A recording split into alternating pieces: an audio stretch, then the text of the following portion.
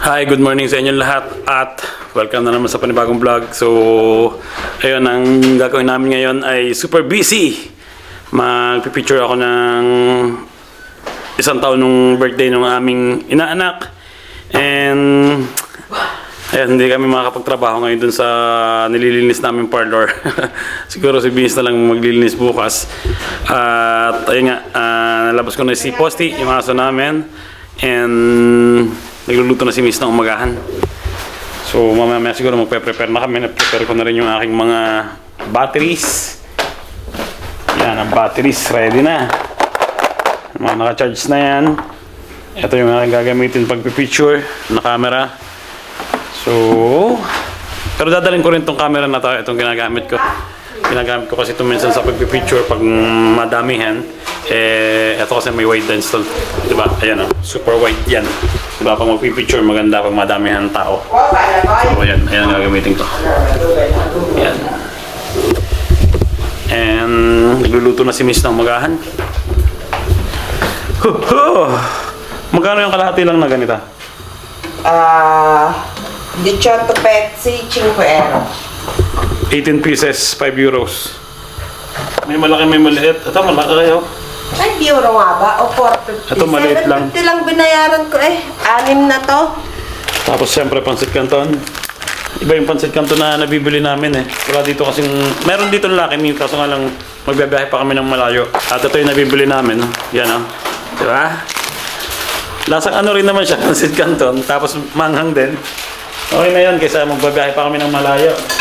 So yun, kakain lang kami ng umagahan at magpe-prepare na kami mamaya papunta dun sa event na pupuntahan namin. Ako yung mag-picture and yung ano kong pangalan ang mag-video. Extra income yun, di ba?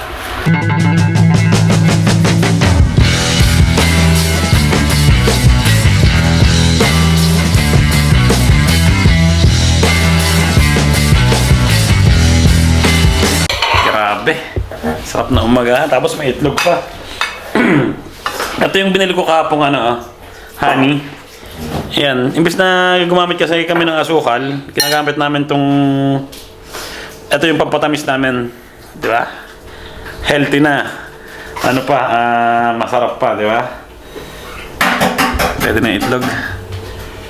Ay, may tea na ba? Mainit na yan? Yan, mainit na pala rin yung tubig na pinakuloan ni Mrs. Yun.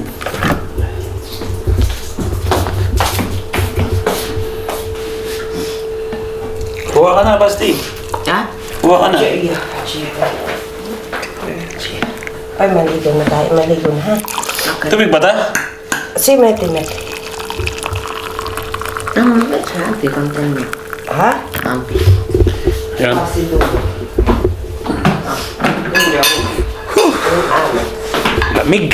Duwe ano. Ayun, tapos na kami mag-umagahan. Dadali ko muna doon yung tea. At ayun nga, papakita ko sa inyo yung, kasi diba, nag-ano kami ni Mrs. nung nakarang 2 vlogs o 3. Nag-celebrate kami ng anniversary. So, sarado ko lang to. Ayan, sarado na.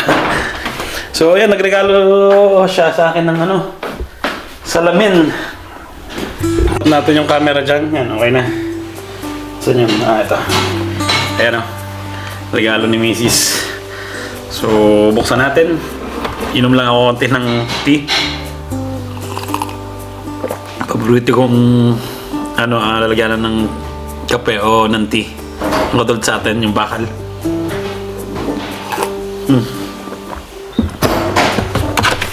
So, ito yung regalo ni Mrs. Ray-Ban. Yan ang model. Ang model to. Warren ang model niya. At ayun nga, kasi nagpunta kami isang beses sa supermarket. So, nakita niya na sinukat ko to. Tapos nagandahan ako. Kasi nga, siya parang square. Diba, itong, nasan ba yung aking Wayfarer? Ang Wayfarer kasi, parang siyang pabilog, di ba? Ayan o, pabilog yung lens niya. Yung ganito. So, ayun, nung sinukot ko to sa supermarket, parang nagustuhan ko. Sabi ko nga kay Mrs. parang ang ganda. At nung isang araw nga nag-celebrate kami ng aming anniversary. Hindi ko alam na pinili niya pala ito para sa akin. Nung isang linggo pa daw niya ito in-order, nung isang araw lang dumating.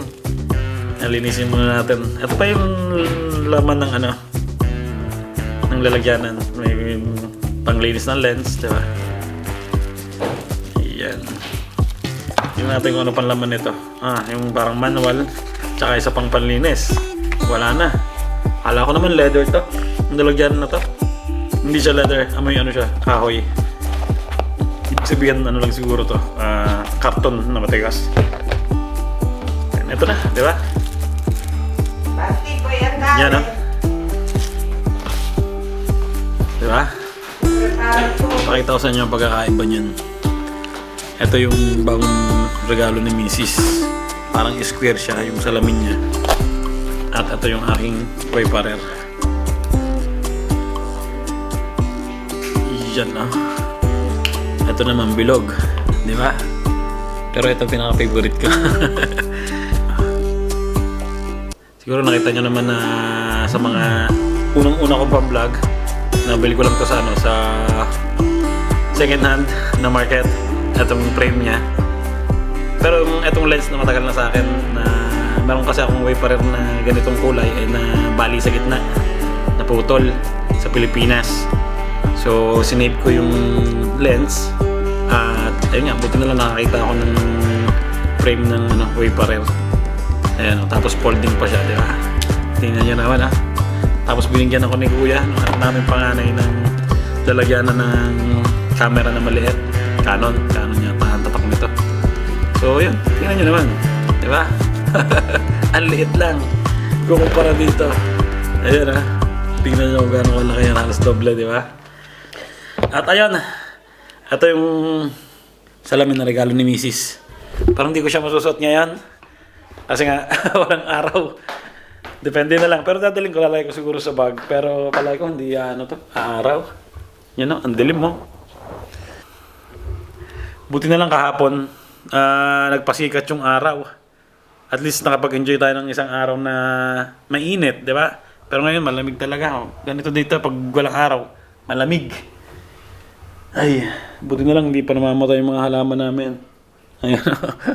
Itong namin dito, halaman dito sa may bar. Unti-unti na siyang nagyayalaw. Yan. Pag taglamig yan, nawawala lahat yan. Nakakalbo. Pero pag bumabalik na ulit yung init, tumutubo na ulit. Yan. Yan Para mamamatay na yung ibang dahon. At ayun, magpe-prepare na kami, magliliguan na, at pupunta na kami dun sa event na pupunta namin. Sa first birthday ng aming inaanak. Let's go. At ayun, ready na kami. Tingnan nyo naman ang bihis namin, Para kaming mag-aalok ng insurance. Si Mrs. Tanggalin mo muna ito. Yan Naka-insured na ba kayo? Ikaw naka-insured ka na? Ano pang hinihintay nyo? Dito tayo sa maliwanag. Tingnan nyo Ma'am, sir! At ayun, ready na rin ang aking mga gagamitin. Yan, yung mga camera, ready na. At ito yung gagamitin kong salamin ngayong araw na to. Pero hindi ko alam kung araw. Pero maganda na rin yung may dala, di ba? Para emergency, meron. Ayan. Ito, ready na rin si Basti. And si Kuya nandito na rin. At ito si Kuya, ready na rin siya. Ito susuot mo? Hindi ka magja-jacket ka pa? No, better jacket. Malamig kasi ngayon, kaya ganito yung suot namin. Ayun, ready na kami. At pupunta na kami sa reception. Sa Philippines. Ha? Philippines.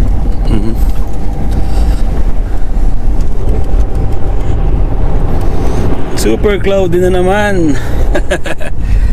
Ay. Sana mainit dun sa paghahandaan. Ready ka na, boss? Tauchi. Ayan sila, ready na. Anong oras na? 12:45 na. Anong oras ba itong umpisa? 12:30. Tapos Filipino time, mga alas 2 pa yan. Ay. Andito na kami sa paghahandaan. Eh,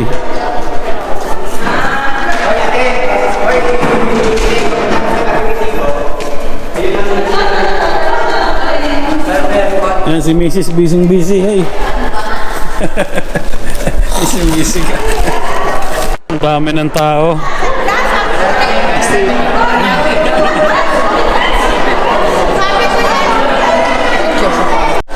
Andito yung isa tropa natin na may pinakamalaking sneaker collection dito. Ano ang collection mo ngayon? Wala. Wala na? Collection ko bayarin. Ano pala? Bills.